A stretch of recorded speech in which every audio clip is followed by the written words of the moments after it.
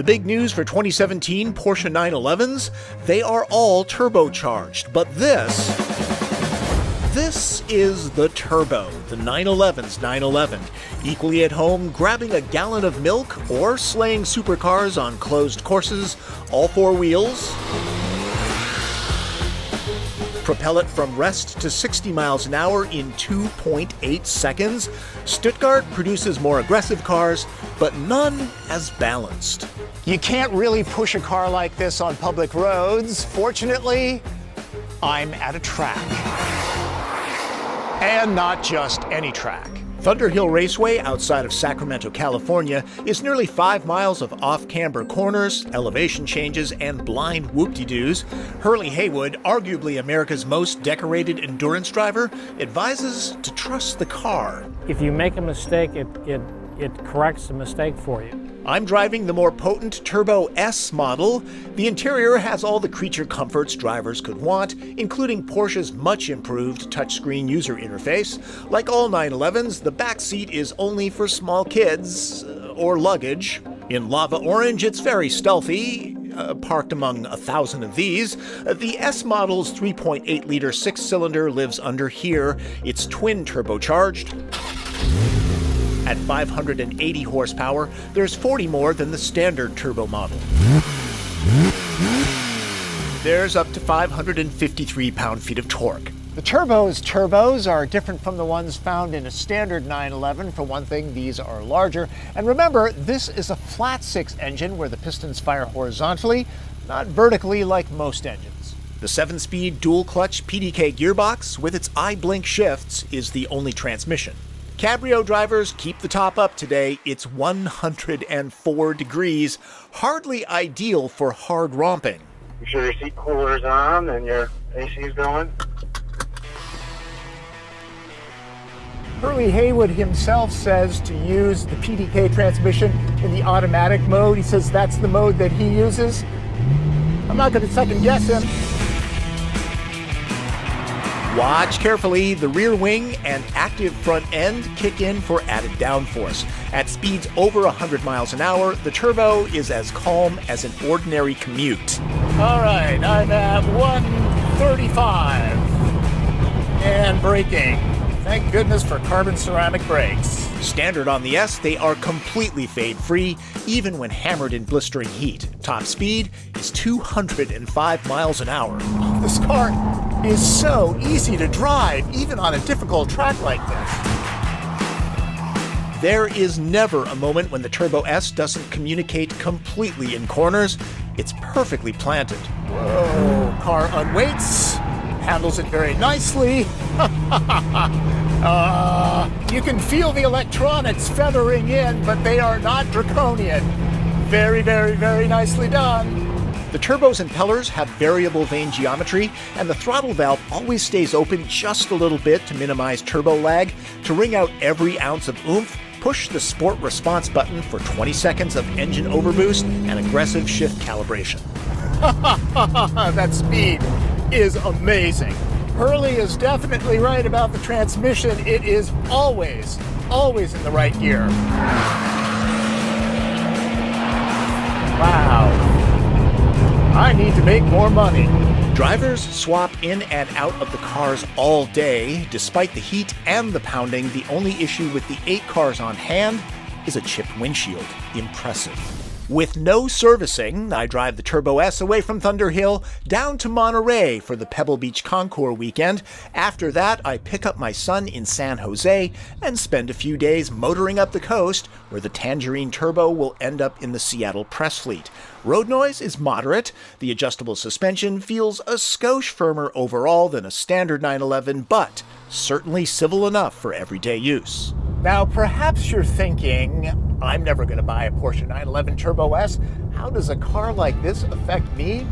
Well, it does, because great technology is often developed in high-performance vehicles like this, and then trickles down to regular, ordinary, everyday cars, making them safer, more fuel-efficient, and better handling. I saw 26 miles per gallon on the highway, exceeding the EPA's estimate, and I was not lollygagging. Price, a base 911 Turbo Coupe will set you back about 160 grand. The slightly optioned S model, 196. Kids, a good reason to study hard and get into a good college. The 911's organic teardrop design is as pure as anything on four wheels. Some buyers prefer the visual flamboyance of a Lamborghini or Ferrari. That's understood, but it's hard to beat the 911 Turbo S's balance of style, performance, and versatility.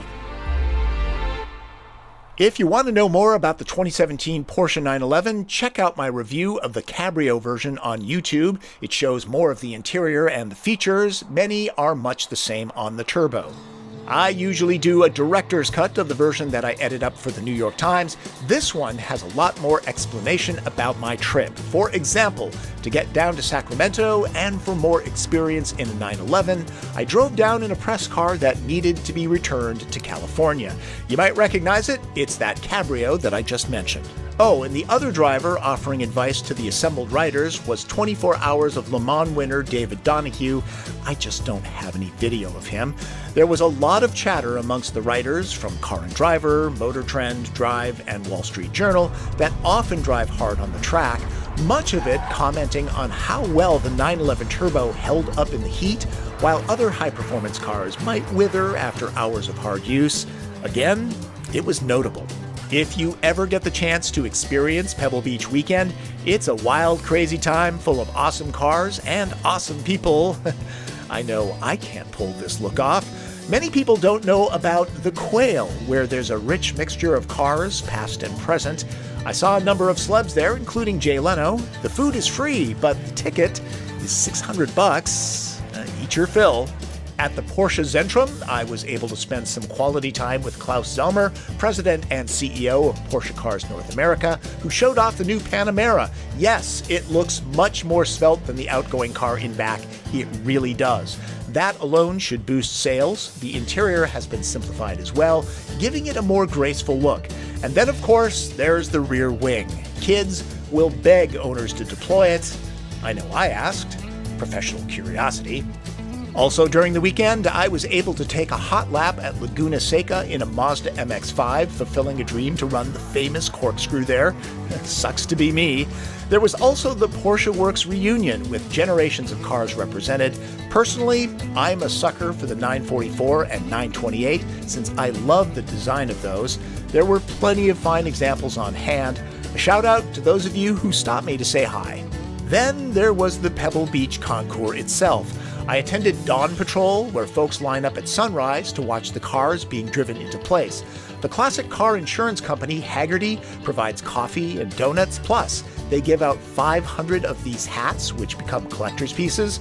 I felt sorry for the people handing them out. They were swarmed by thousands of people. Honestly, there must be more billionaires per square foot during this weekend than any place on Earth. But my favorite part of the trip was returning to Seattle with my son.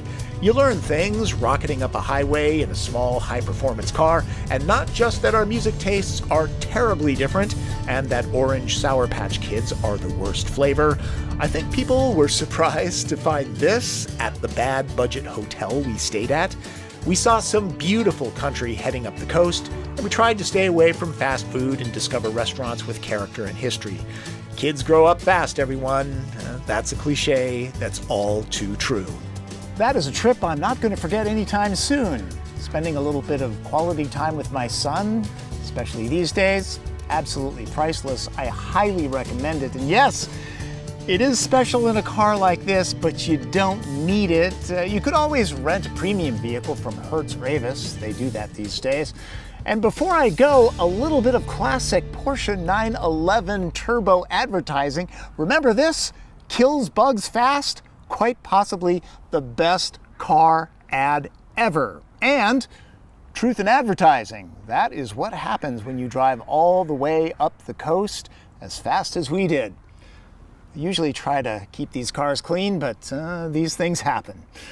That's Driven. I'm Tom Volk.